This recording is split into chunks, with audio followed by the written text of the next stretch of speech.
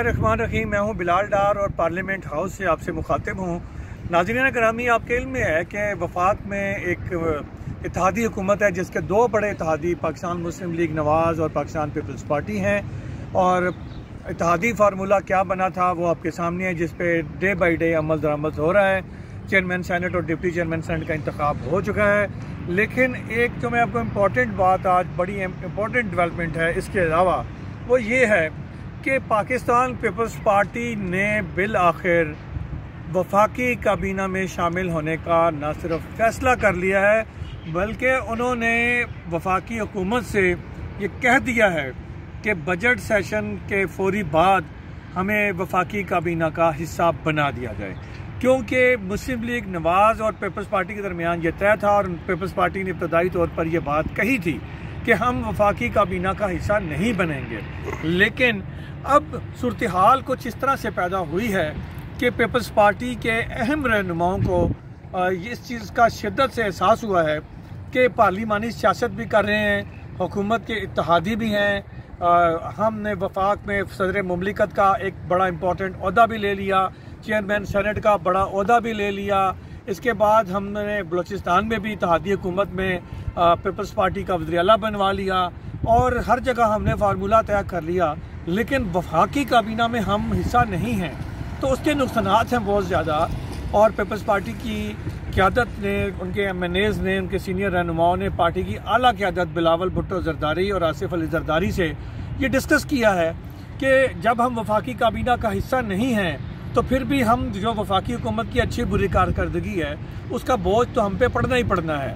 लिहाजा हम क्यों ना वफाकी काबीना का हिस्सा बने और अपने अपने हलकों में अपने अपने अब लोगों को, अपने कारकुनों को क्यों ना हम उसमें उनको नवाजें, अपने हलके के मसाइल हल कराएं, अपने अपने हलकों में ज़्यादा से ज़्यादा डेवलपमेंट कराएं। और ये उसी सूरत मुमकिन है कि जब हम वफाकी काबीना का हिस्सा बनेंगे और वफाक में रहते हुए हम अपने बहुत सारे काम हल करवा लेंगे।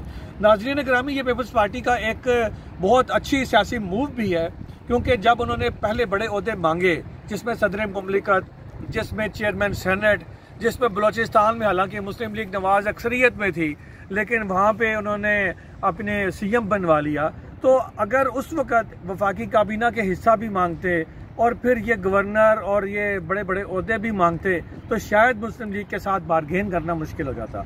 लेकिन अब चूँकि पीपल्स पार्टी ने बड़ी खूबसूरती के साथ ये ओहदे ले लिए हैं, तो अब वो अपने अगले मरहले में फ़ायदा उठाने के लिए बड़ी है और उसने अब बड़ी खूबसूरती से बॉल मुस्लिम लीग नवाज़ के कोर्ट में बसाता डाल दी है। अब ये तय होना बाकी है, ये ईद के बाद इसके ऊपर दोनों पार्टियों की क़यादतें बैठेंगी और ये तय करेंगी कि कौन कौन सी वजारतें वफाक में पीपल्स पार्टी को दी जाएंगी और कौन सी वजारतें मुस्लिम लीग नवाज़ के पास रहेंगी। तो ये बड़ी मुश्किल सूरत हाल होगी मुस्लिम लीग नवाज़ के लिए, क्योंकि ऑलरेडी वजारत दाखिला और वजारत ख़जाना वफाक में मुस्लिम लीग नवाज़ की अपनी मर्जी से नहीं बने और ये दो बड़ी इंपॉर्टेंट मिनिस्ट्री हैं जिन्होंने पूरे मुल्क को चलाना होता है। तो आगे अब देखना ये है कि मुस्लिम लीग नवाज़ की वफाकी हुकूमत पीपल्स पार्टी को मज़ीद क्या क्या दे सकती है और क्या नहीं दे सकती, और उस पर क्या कोई कॉन्फ्लिक्ट पैदा होगा कि नहीं होगा। और उसके इस हवाले से जितनी भी मीटिंग्स होंगी या अंदर की खबरें होंगी, इंशाल्लाह ताला मैं आपको देता रहूँगा। मेरी रिक्वेस्ट है कि मेरे चैनल को यूट्यूब पे सब्सक्राइब करें और फेसबुक पे मुझे ज़रूर फॉलो कीजिएगा। अल्लाह ताला आपका और मेरा हामी नासिर हो। शुक्रिया।